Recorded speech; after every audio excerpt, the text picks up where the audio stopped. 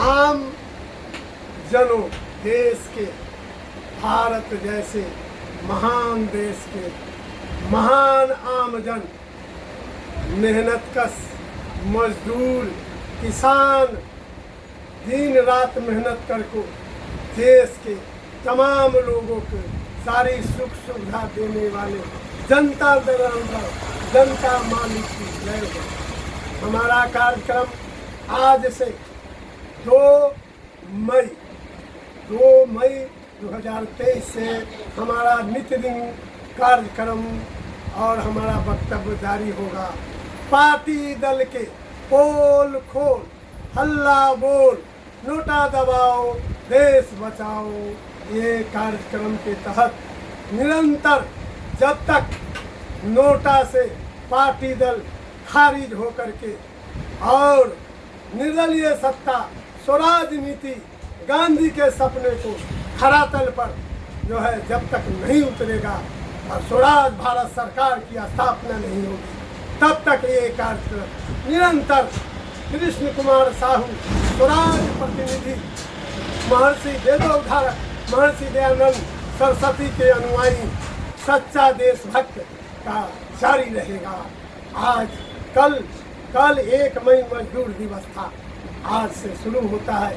सबसे नीचे धरती का भगवान, धरती के और इस पर्यावरण को और इस देश को सुंदर बनाने का रीढ़ मजदूर दिवस के कल शुभ अवसर पर आज पार्टी दल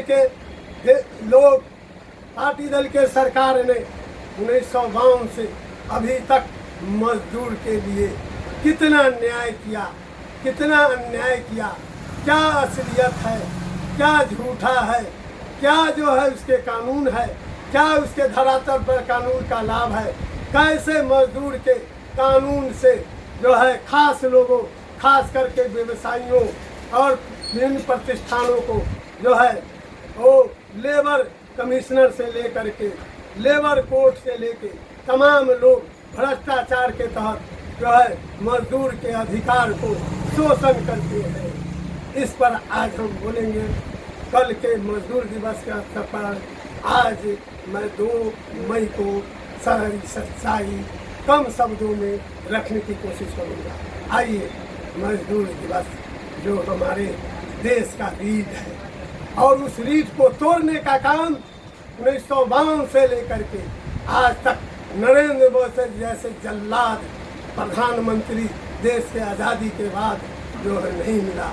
जो मजदूर का राग अलापने वाले, आम जनों को राग अलापने वाले और स्वराज नीति का नाजायज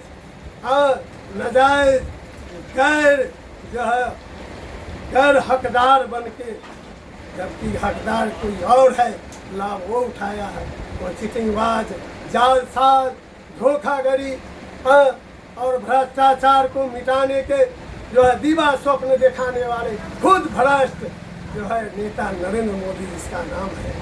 आज तक न भ्रष्टाचार मिटा, न भ्रष्टाचार जमीन पर उन्मूलन हुआ, जबकि पंचायती राज व्यवस्था के तहत गांव में अब पंचायत सरकार का भी वो स्थापना हो चुका है।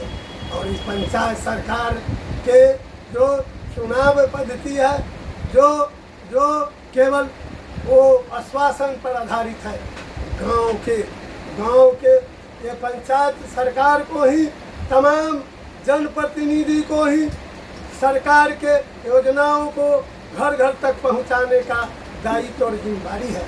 और ये जनप्रतिनिधि मजदूर के निबंधन करा करके मजदूर को रोजी रोजगार देना सरकार की जिम्मेवारी है। और जनप्रतिनिधि सरकारी कर्मचारी पदाधिकारी का बचत लाभ का पद नहीं है।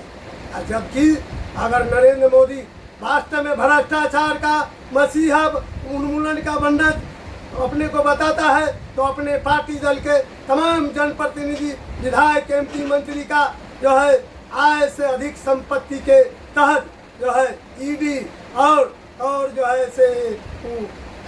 इसे जांच करावे, ED से जांच करावे और CBI से जांच करावे और उसके संपत्ति को जब्त करे। ये जो है जिस भी दल का सरकार होता है, विपक्षी दल के जो है फॉलोअर पदाधिकारी कर्मचारी की तो जांच कराता है अवैध संपत्ति के, जनप्रतिनिधि विपक्षी के, और अपने दल के जो है असुमार अवैध संपत्ति है। अगर नरेंद्र मोदी को मैं चुनौती देता हूँ, अगर थोड़ा भी देश के प्रति उसको अगर प्रेम है और भ्रष्टाचार के उन्मूलन चाहता है, तो सबसे पहले वो झूठा संपत्ति की घोषणा करने से बाज आए और सही रूप से ईडी या सीबीआई से अपने तमाम जनप्रतिनिधि के संपत्ति की जांच कराए निष्पक्ष रूप से, और अपने फॉलोअर IAS IPS के संपत्ति का जांच। एक भी आदमी भ्रष्टाचार संपत्ति ब्यौरा पारदर्शी अधिनियम के तहत जांच करावे, एक भी नहीं बचेगा। देश का लुटेरा पार्टी दल के जो भी, चाहे प्रोविंशियल सरकार हो चाहे सेंट्रल सरकार हो, सबके सब देश के साथ गद्दारी कर रहा है। इसीलिए नोटा लागू है। नोटा को हटाने का दम जो है ये पूरे जो है 1900 राज्य के और केंद्र सरकार के किसी भी दल पार्टी या नेता का हैसियत नहीं है कि हटा देगा। एक आम आदमी का, एक खास आम आदमी का अधिकार एक आधार कार्ड में है, जो राम कुमार मीणा स्वराज क्रिएटर स्वराज सेवक का देन है। नोटा से सभी पार्टी दल खारिज है और देश को गुमराह करके नरेंद्र मोदी जो है वो खास लोगों का हिमायती है, क्राइम का हिमायती है। देश को बेचने का काम नरेंद्र मोदी का जैसा गद्दार देश का जल्द से जल्द हम आम जनों को आह्वान करते हैं, जिसके वोट से एक खास लोग जो है जीवन का जो है सुखमय जीवन जीने, स्वर्गमय जीवन जीने की सपना देखते हैं। उनके ये कुकर्मों से ये प्रकृति और ये महामारी और सब लोग को सबक देने का काम किया कि 99% लोग पूरे दुनिया में एक खास लोग आम लोगों को, मजदूर लोगों को हक अधिकार इज्जत सम्मान से खिलवाने में डाले। उनको पैसा नहीं बचा सका, हैसियत नहीं बचा सका, धन नहीं बचा सका, उसके ज्ञान नहीं बचा सका, उसकी तकनीक नहीं बचा सका, फिर भी इन लोगों को सबक नहीं मिलते हैं। ये मनूर भवा जो दयानंद सरस्वती और हमारे वेद के उक्ति है कि मनुष्य ये नहीं है। हमारे जितने भी जो ऊंचे से ऊंचे नेता हैं, प्रधानमंत्री हो, राष्ट्रपति हो, चाहे वो IAS हो IPS हो, वो दानव है, दुष्ट है, जो आम जनों को कल्याण करने, क्षेत्र के विकास करने, देश के नाम ऊंचा करने, नीति से ऊंचा है, इनके कुकर्मों से ऊंचा नहीं है। इस देश के लोग जहाँ स्वर्ण युग सोने की चिड़िया कहलाता था, आज आम जन के मेहनत से बाहर उड़ने वाले आकाश में ये भटियारे लोग देश के साथ जो है विदेशियों से सौदा करते हैं, अमेरिका से सौदा करते हैं। और सबसे बड़ा नालायक देश का गद्दार यहाँ के जनप्रतिनिधि और सरकारी कर्मचारी पदाधिकारी है। और धनवान, बलवान, बुद्धिमान, ज्ञानवान का सिर्फ देश नहीं है, ये आम जनों को 90% का देश है।